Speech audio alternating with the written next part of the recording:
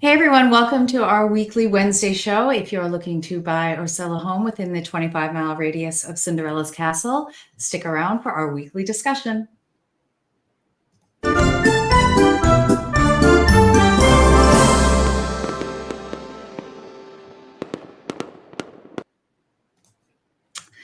Hey again, everyone. Thanks for joining us for our weekly Wednesday 7 p.m. show. My name is Virginia Carlson with Florida in Motion Realty and Mayor Disney, and I'm here with my esteemed colleagues to discuss all cool things going on in and around the 25-mile radius of Cinderella's Castle.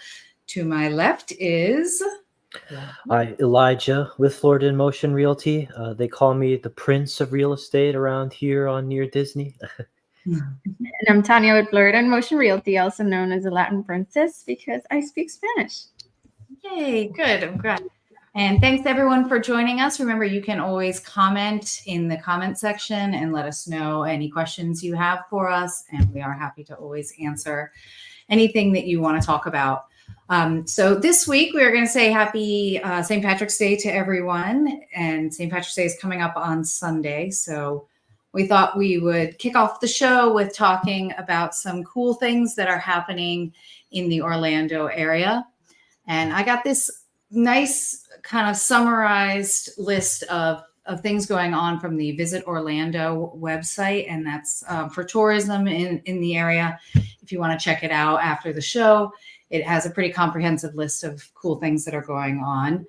So they, of course, picked some things that are happening at Disney Springs, something big at Raglan Road, which is the Irish pub in Disney Springs. If you aren't familiar, it's a really fun place, totally Irish themed. And they have some things going on this week. They're doing a musical lineup, and they'll have some great dance shows and, flights of whiskey and craft beers. So just a fun place to be at Raglan Road. Yeah, they have the lads and the lassies dance on the tables, doing a jig, the old Irish style. Great menu there. I think that one online outlet even said that Raglan was the #1 theme park area restaurant at one point. So I mean, it is very great food. So absolutely, and it is perfectly themed for the holiday. Absolutely. So it is definitely an authentic taste of Ireland. So if you're in the area, definitely check it out. They're doing stuff on St. Patrick's Day, but I think it's probably going on all weekend long because, again, it's on a Sunday. So some other things that are happening. This is actually a really cool event. This is St. Patrick's Day Neon Club at Harriet's Orlando Ballet. And if you're not familiar with Harriet's Orlando Ballet Center, this is a place that hosts a monthly dance party for people with special needs.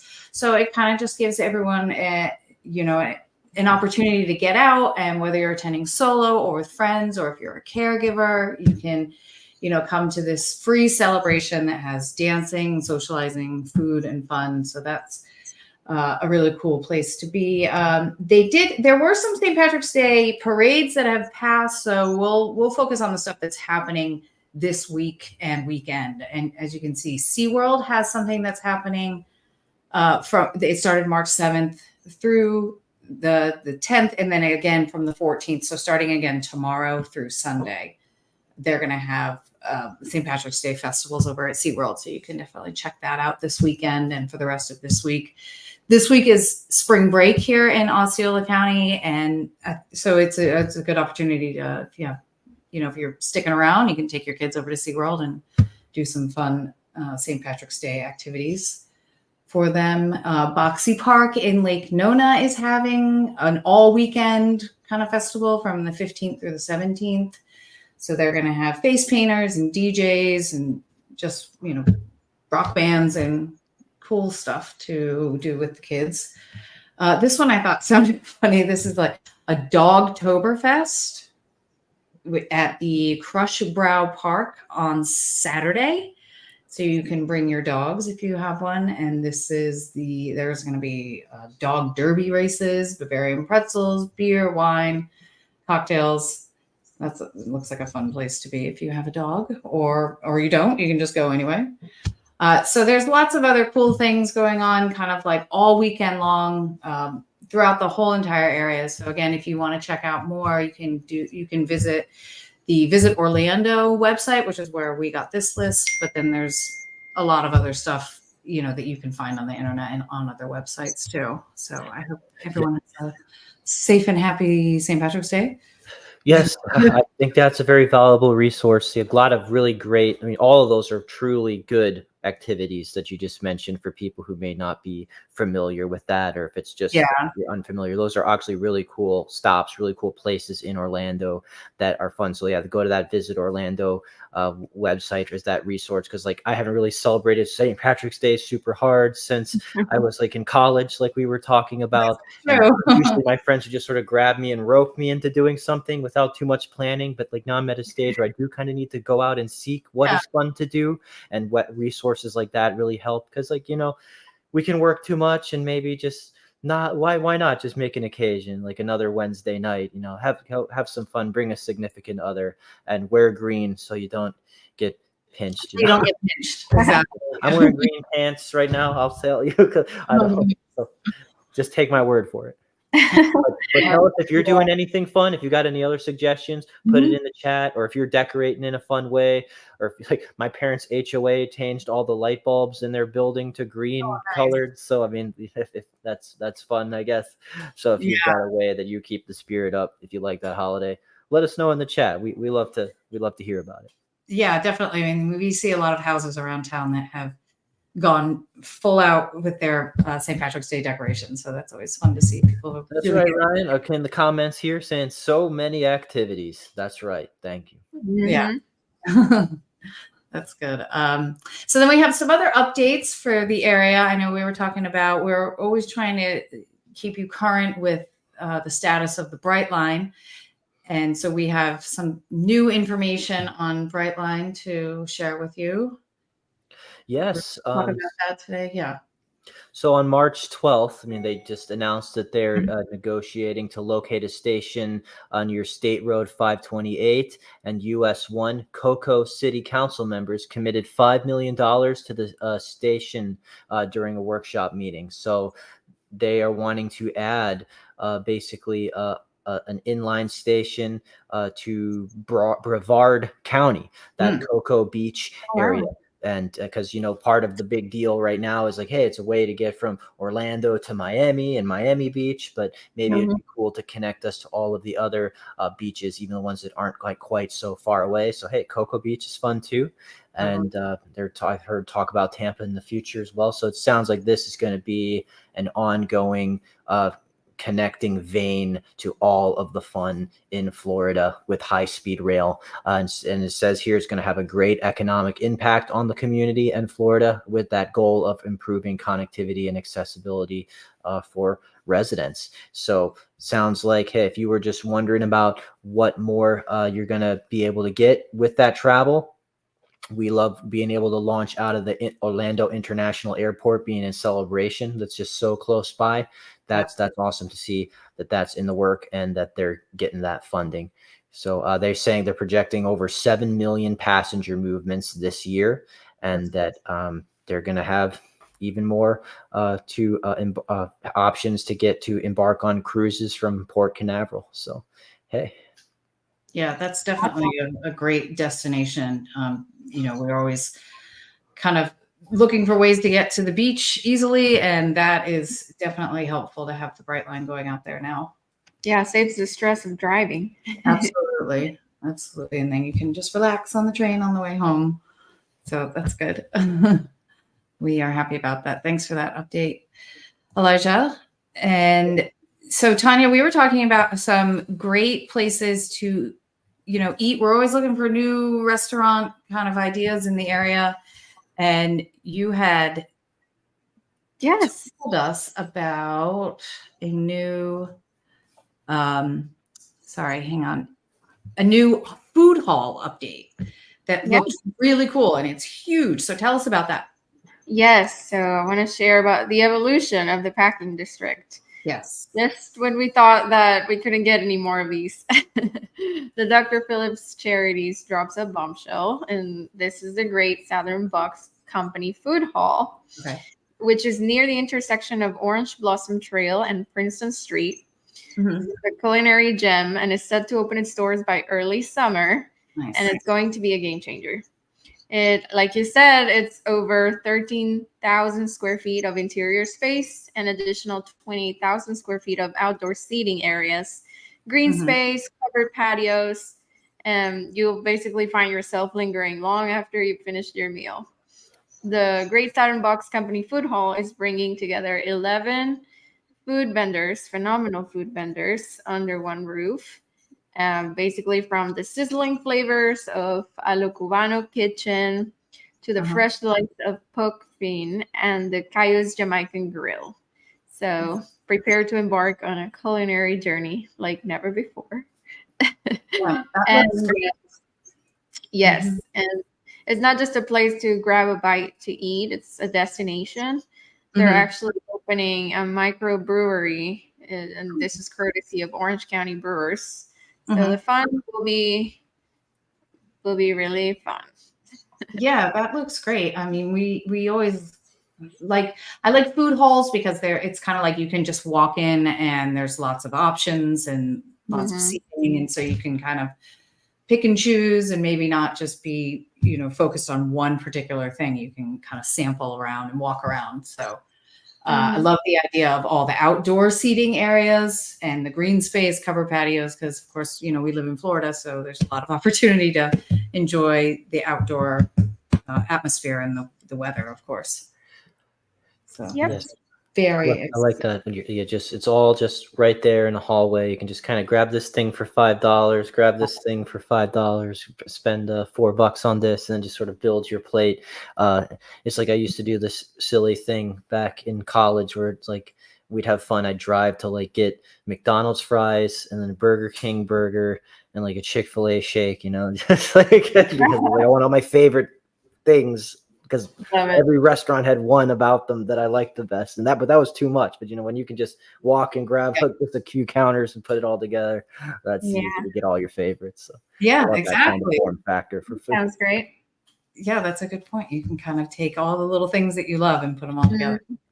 That's awesome. Well, we'll look forward to that in the summer, and as the date gets closer, then we'll keep updating everyone. Yeah, So we'll that definitely update them. when they can get there.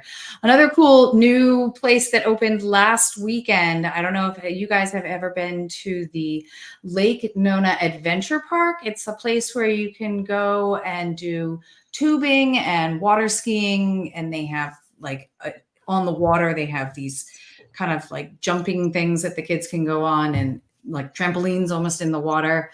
And it's a really fun place to go for the day. But now it's even better that they opened the boardroom, which is a live music venue that has been added to the adventure park. So that opened last weekend officially, and they had live music, obviously, and they have different things happening every weekend.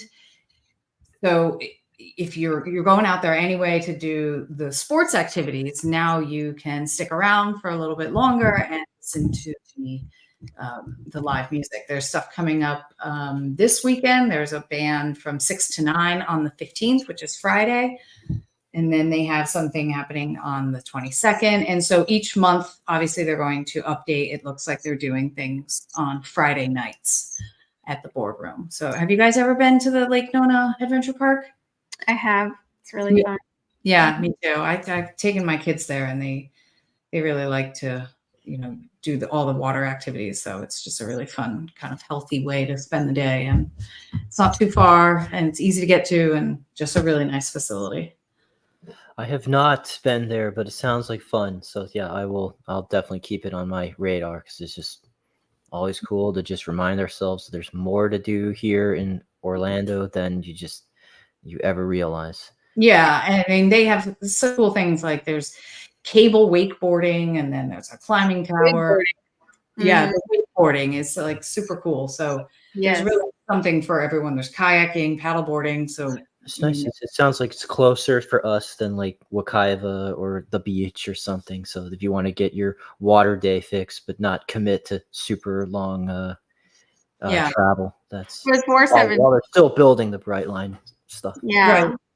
Yeah, and they have You right. get- It's right off 417, and you can there's a full size kitchen, so you can have lunch there and just really spend the whole day. So it's cool, and they do birthday parties. In fact, I think that my son told me that's where he wants to have his birthday next month. Oh, that's awesome. Well, there you go. The So- kids, it's cool with the kids. So. It is. It's cool with the 13-year-olds apparently.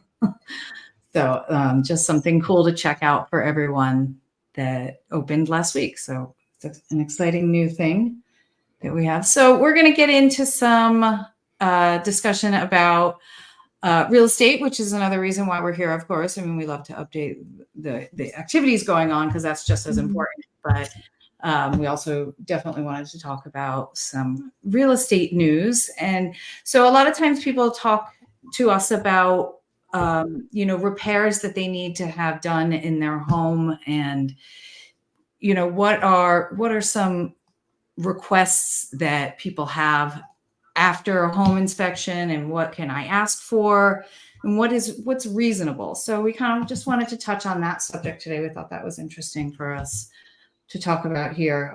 What do you guys think about it? Elijah, what do you think about? Yeah, Virginia, it's good to remind everyone that, who watches this show, we are not just Orlando enthusiasts and park enthusiasts, but we are delivering this content from the perspective of all of us having in common being real estate experts in the Central Florida area and doing that real estate, helping buyers and sellers. And so thought I'd bring this up as far as the process, because got under contract, very blessed to work with some great people. And it got to that point where we have the inspection report that came in. We know some great inspectors who got in right away and got us the report the same day. So that's awesome. But then some stuff comes up. And a lot of times some buyers are new to the process, and they just say, well, I signed an as-is contract. So does that mean that I'm not allowed to ask for anything because I'm taking the home as is? Am I allowed to ask for anything? What's reasonable, at least, that I can ask for? And those are some great questions. So Yeah, Rocket Mortgage, who, does, is that lending company. They were just helping us sponsor awesome Realtor caravan that we were doing as well just this week. And wanted to just lay out this article from their website that basically requesting it repairs after the inspection, that we will guide you, and we're going to submit the request through us, your realtors, and we'll help you evaluate the report to kind of decide what is a biggie. We're going to lean into that inspector's expertise, lean into our expertise, because the seller doesn't have to fix everything, unfortunately. Just because stuff comes up, there's something that you may have to just pick and choose, and they don't have to fix anything. But sometimes if, we play our cards right and say like, hey, this is make or break for the deal, always try to help things. Because, a lot of times people have a heart, like help the home be move-in ready. Right. So that's just all that we're asking. So for some key home systems, plumbing to electrical issues, things like active leaks or toilets that don't work, or exposed wire for electricity, or just problems with the breaker. Sometimes we see like the double tapped breakers. That's considered to be a hazard, where they tried to put too many connecting points than they were supposed to in a breaker because they ran out of space. That's something that we would say is a reasonable request. Things that are potential hazards that could cause fire or problems with electrical outlets. They're no joke. Roof damage is big, as far as like broken shingles or leaking. We would probably ask the seller to be responsible for that repair request, because we're talking about things just being move-in ready, not just aesthetic things that could easily be deferred maintenance, because it also comes down to matters of insurance, because your insurance agencies are probably going to review an inspection report as well, or lenders will look at things that come up in a condo questionnaire about the state of your condo and how they're addressing that. So so we covered plumbing issues, pest infestations. Like, gosh, sometimes I see termites are just an automatic deal breaker. Yeah. But sometimes, and just the deal ends right there. The buyer doesn't even want to ask. But sometimes it's the perfect house and the perfect location, and they caught it just early enough where it hasn't become a total devastating problem. Then that would be something we would consider. WDO inspection along with your regular home inspection is key. Wood destroying organisms. That would be like, please, before the house falls down, doesn't, not just the big bad wolf can knock it over, here. Structural issues, something with improperly functioning windows and doors, or the foundation of the home with the slab and the cracks. Those are things that we say, if those are repairable, like you're not on a sinkhole or anything, there we go. So, and then we do want to kind of give the sellers a break here and give them some ammunition for where to stand their ground and be strong if someone's asking for too much, maybe. So, because we want to support our buyers strongly, we want to support the sellers we represent strongly, and so it also goes into what is an unreasonable repair request. So things that it's okay to push back on: cosmetic issues, some grease spots, old stains, some chipped paint here and there. Be cool maybe and provide like the name of that paint that was used, some extra samples that you have in the garage, some extra floorboards for certain. Maybe there's like one crack in a tile or one crack in a plank of floor. That's why it's kind of good to keep those extra things, so that you can just say, oh, that's there, please do that yourself, rather than have to go buy some extra replacements. And so it's saying that's an example. Asking to repair a garage. Well, sometimes like it just won't open or shut properly. Probably a good thing to have if it's easily done, but maybe not a deal breaker to like reprogram a garage remote necessarily. Small cracks, it's good to kind of get an expert's opinion on what's the difference between like a foundation crack or just some kind of normal cracks that come up over time that are in the siding that are ugly, but not necessarily the catastrophe.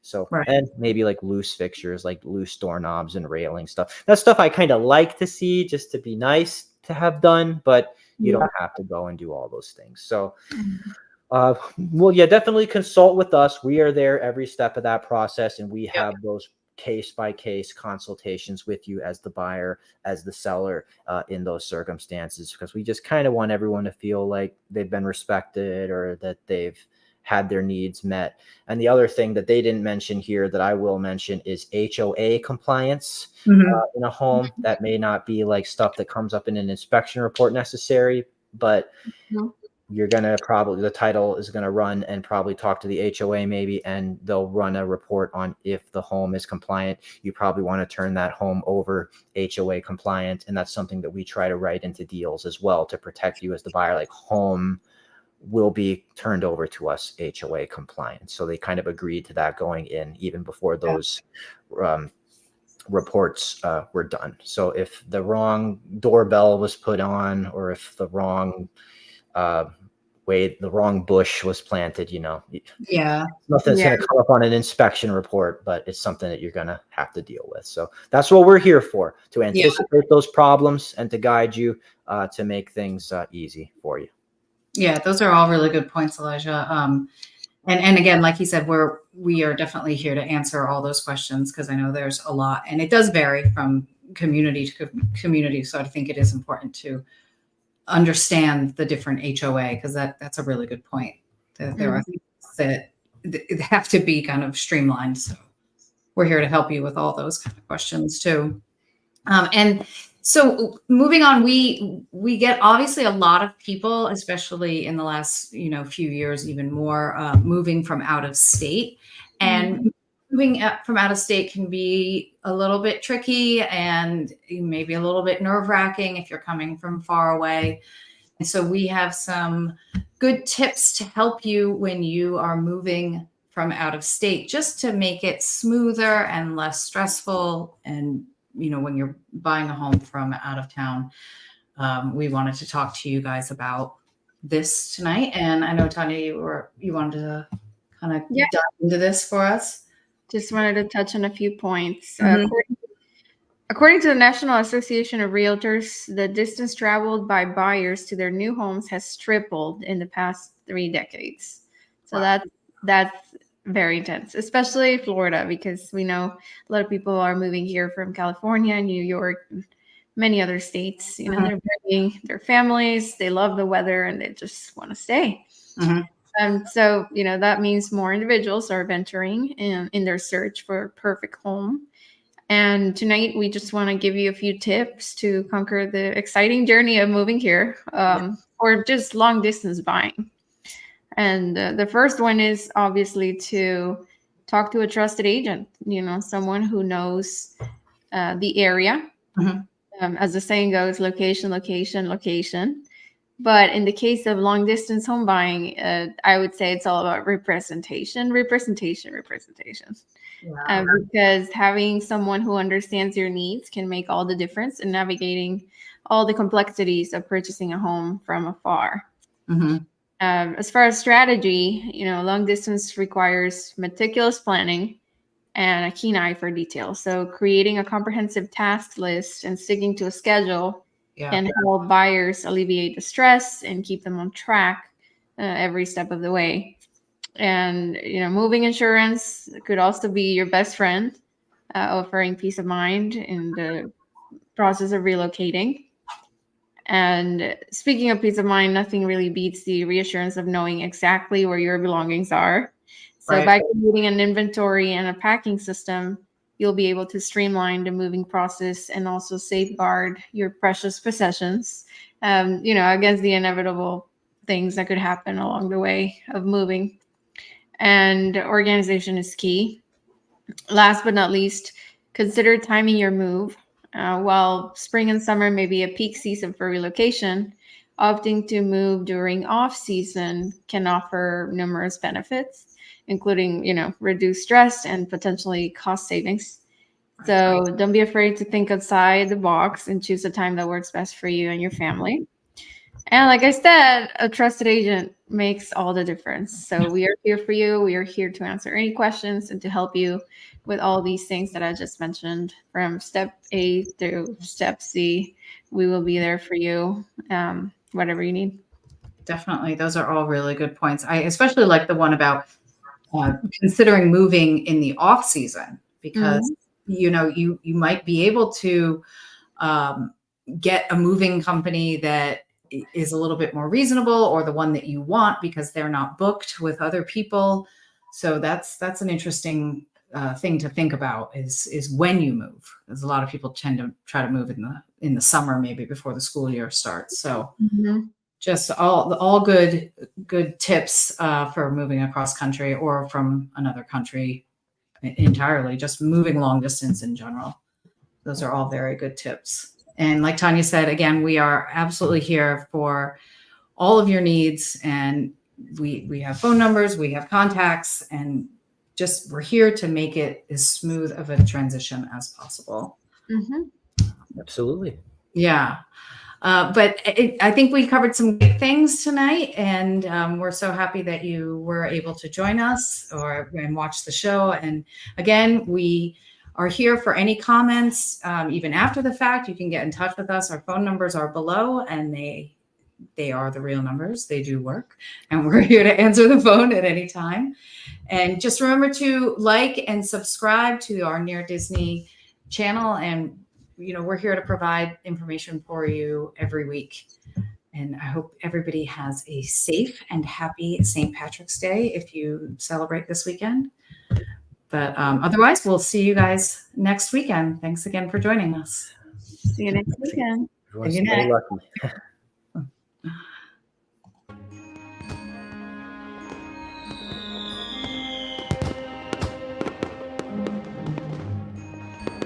Make sure that you subscribe and like so that we can continue to give you up-to-date information on all things that are going around the 25-mile radius of Cinderella's castle, because this is truly a magical place to live.